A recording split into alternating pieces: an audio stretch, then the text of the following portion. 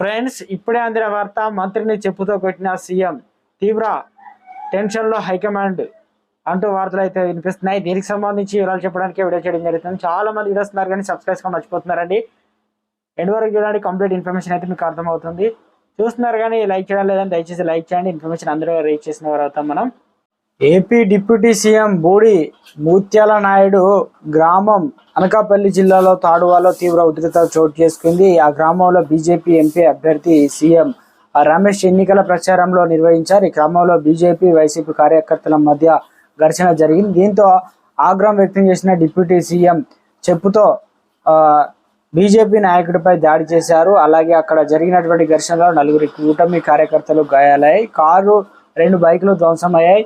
దీంతో CM Ramesh deputy CM Budi ముత్యాల నాయుడు ఇంటి వైపు వెళ్లకుండా పోలీసులు అడ్డుకున్నారు. మరోవైపు ఎన్నికల ప్రచారం చేసుకోవాలని సీఎం రమేష్ సూచించారు. ప్రస్తుతం పోలీసులు పరిస్థితిని అదుపు చేసేందుకు ప్రయత్నిస్తున్నారు. తాడువాలు భారీగా మోహరించారు.